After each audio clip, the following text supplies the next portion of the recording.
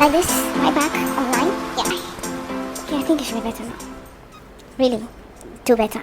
Do better now. I wish I could say I messed around and created a YouTube channel, but no. The OGs before IG already know that this our community meeting has been long overdue. And I just want to say thank you to everyone that has been looking out for this community meeting. I really appreciate you guys, and I do not take the love for granted.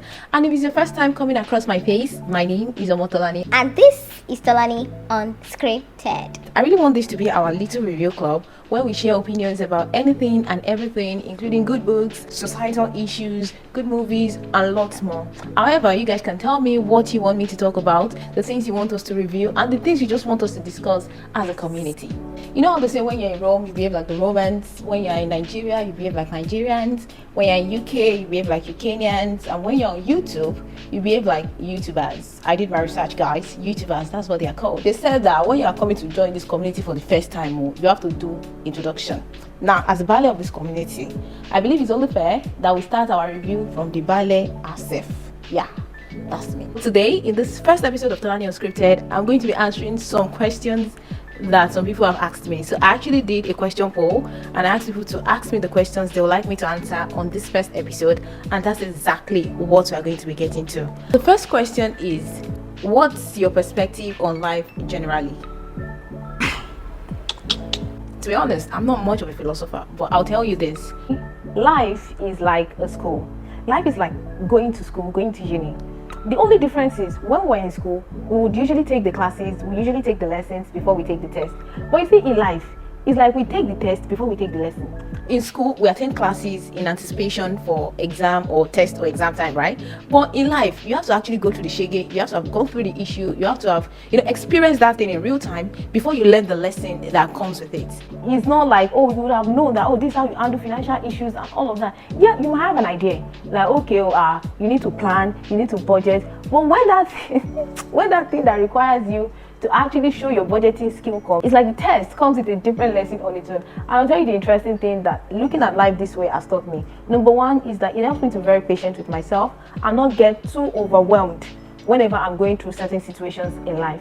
So I'm the kind of person that no matter what I'm going through, I'm gonna dress up, I'm going to glam up and look my best, because I really do not want to get overwhelmed with the situation. A lot of times I feel like we get overwhelmed with the situation that we actually miss the lessons that come from or with that situation. Another thing is understanding that life is a test, right? It helps me understand people better, so I don't judge them when I see them going through their own phases or their own situations. I just believe that that's their own test. When you already know that everybody has their own customized shege, you'll be more patient with other people. You'll judge other people less. So when I see other people that are also struggling with things, maybe financially or emotionally or mentally, sometimes you're like, this person is not supposed to know better. But understanding that life is a test. The lesson will come during that test or after that test. Helps me to be very patient with them, understand them that is their own test, that is their own class, they are going to learn from it. So the best I can do is to even use that as a tutorial and learn okay, this kind of shege can also happen. Should in case life decides to come and give me that kind of test question. Do you get? So understanding that life is just like a school. It's just that in school you take the lessons before you actually take the test, and in life you take the test before the lesson. Actually makes a lot of things easier. And maybe another thing will be that everybody has a unique script. I have my script, you have your script. So you can find somebody that will do it better than I will do it. You can find somebody that will do it not as good as I would do it. But one thing I believe is you can never find someone that will do it exactly the way I will do it. You will not find someone that will make the same kind of mistakes that I will make. Everyone is unique in their own element, and it just makes me appreciate my own journey better and also understand other people. So maybe in another episode, maybe in another family meeting, we'll discuss this extensively. But for me, like school, where you take the lessons before you take the test, in life, you actually take the test before you take the lesson. So be kind to people. Question number 2 says, how do you pick your friends? I think this is a very pretty straightforward question. One thing is, I'm very intentional about my friends. So personally for me, I don't care about what you are, if you are Yoruba, Igbo, Hausa, if you're a Christian or a Muslim. I really don't care. People who know me know that I have a diverse group of friends, people who have different personalities, people who come from different backgrounds. The simple way I pick my friend is I look at the person and I genuinely ask myself, if I were to become more like you, would I like the person I'm becoming? Tolani, if you were to become more like this person, would you like it? One thing about friendship is you're always going to influence each other. So for instance, if someone says, you are becoming more like Tolani, would you like it? would that be a compliment or would that be an insult? Do you get? So if I were to become more like you, do I like the person that I'm becoming? That's like the first criteria I look at when I'm picking my friends. If I look at someone and I feel like if this person rubs off on me, if this person influences me along the way, I would not like the kind of person I will become. I would rather just keep you as, you know, acquaintances or colleagues or whatever it is that however it is that we met. I don't think I will allow you into my inner circle. No. Cozy friendship, my dear. There's no friendship. This one goes. So this question says, do you believe in work friends? Okay, do you believe work friends are real friends? Okay, that's quite dicey because I've made a lot of good friends at work. Most of the people that are very valuable to me now, most of the people that I owe dear to my heart now, are friends that I met at my workplace. But here's one thing I understand about work: there are no permanent friends and no permanent enemies. Honestly, just people with permanent interest. So I will not exactly say that, oh, because this person is my friend at work, oh, this is the only person I'm going to work with, or because this person, I don't really go well with this person, we have issues, I'm not going to deal with this person. No, I'm more of a person, like, I'm more focused on your capacity and your capability. Can you deliver? If Sharon and I are not on good terms, and Sharon is the best technical lead that I can have on my team to execute a project, best believe I'm bringing her on board, no matter what it will cost me to bring her on board. I don't care. Once we are on that meeting table, we are going to talk, we are going to laugh, we are going to rub minds, we are going to rub ideas. If she gives me an idea that is mind-blowing, I'm going to give her a high five. When we step out of that conference meeting, we can now, you know, go back to, I don't know you go, you don't know me go. That's fine. but as long as work is involved, I just think it takes nothing for you to be civil with each other. And on the other side, I honestly would not say, okay, because this person is my friend and I honestly know that they do not have the capacity like this other person to deliver on this project, but then I now pick them instead of picking the person that has the power to deliver. No. Nah. So for me, it's all about as far as work is concerned, it's all about the interest. Who has the best interest of this project at heart? Who can deliver on this project? And it also works the other way, because if you flip it the other way, if I think Sharon that I'm not on good terms with and I want to bring on my team to work because I'm open-minded, if Sharon wants to sabotage this project because she's not on good terms with me, I will not hesitate to kick you out. You should not let your emotional feelings affect work. That is my own principle. So there are no permanent friends, no permanent enemies, just people with permanent interest. As long as our interests align, we are work friends. If our interest does not align, I'm sorry. So we've spoken about life, we've spoken about life, we've spoken about how I pick my friends, we've spoken about work friends. This one says, what's your take on marriage? Okay, so I've never been married before, so I'm just going to water this down to relationship, or let's just say marriage/relationship.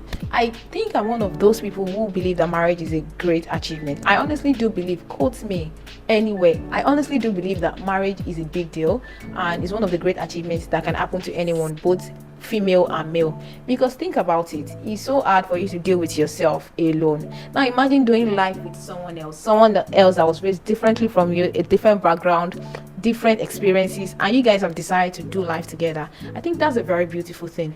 But what is not beautiful at all? What is so beautiful is the gra that the society has attached to this concept of marriage and relationship. They almost make you feel like being single has like kilowatt hour that it is reading. So if you run out of your kilowatt hour, you will just die. Like, it's when they're always saying, oh, you need to get married before you're 30. You need to get married, you need to do this. Like, it's not a big deal like that. You can get married at 25 and get divorced at 27. You can get married at 30 and live happily after. In fact, you can get married at 22 and live happily ever after till 60, 70, 90. And you can get married at 35 and still get divorced at 36. In fact, 35 and a half. So there's really no manual to this thing. People make it feel, it's like people are so rigid about it that, oh, you need to get married early so that you can have kids. And like, calm down now. And on the flip side, there are also this set of people that are saying that you need to take your time to get married, and this, you need to study the person. If you are not financially stable, you cannot. There is no manual to this thing. Please stop stressing us. I really do think marriage is a beautiful concept, but at the same time, you see all this initial gra that is associated with it, I do not subscribe to it. Thanks. So this one says, what's your take on friendship? And I think this one is pretty much straightforward too. I think everything about friendship for me is pretty much straightforward. For me, friendship is like partnership. It's like business partnership.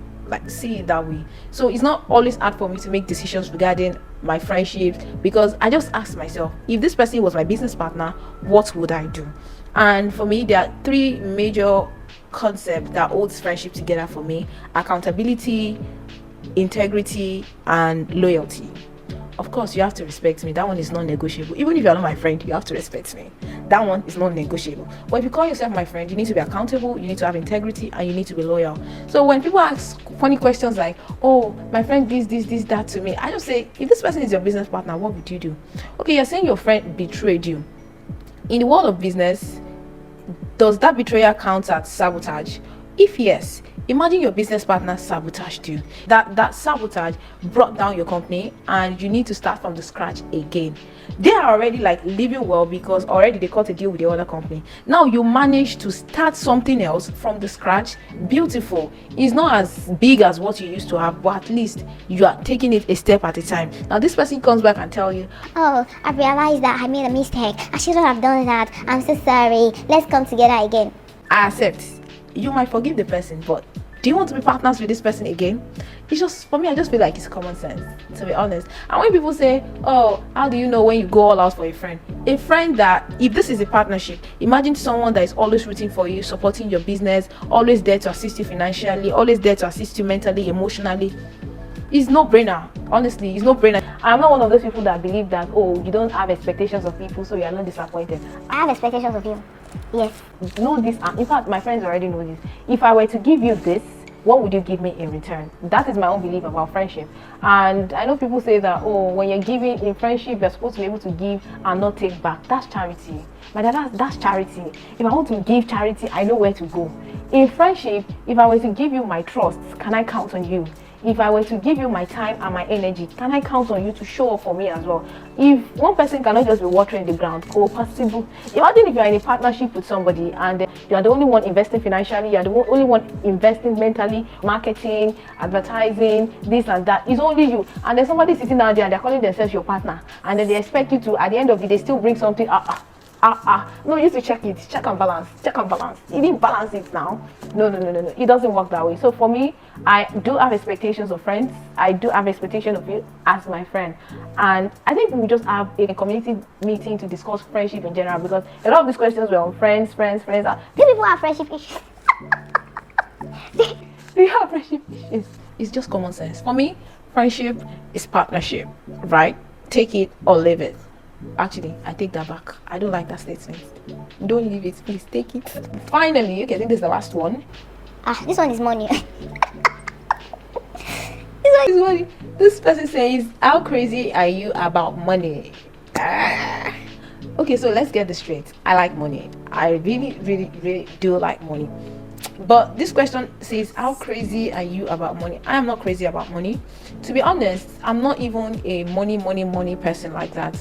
I honestly believe that there are many purchasing power aside of money, and money is actually always my last resort to something. So for instance, I always like to explore other options to acquire something. One thing you would always hear me say, I would hardly say things like, oh, I want to buy something, I want to buy a car, I want to buy a house. I'll tell you, I want to own a car, I would like to own a house. So that opens my option to all opportunities. Like, there are different ways to actually acquire something other than buying them.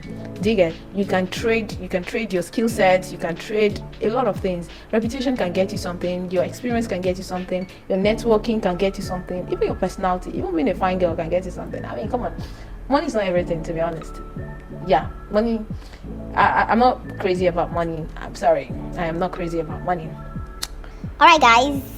So, is there any other one? That's all. Alright, guys. That's all we can take today. We've spoken about my perspective on life, on money, on friendship, on marriage and relationship, and on work friends. Do let me know the ones that you agree with and the ones that you think I would love to read them, and I also love to hear what your own opinions are about those things. I would really love to read them. Don't forget, the conversation continues in the comment section. And until the next time I catch you on another episode of Talani Unscripted, my name is Omotalani. See you.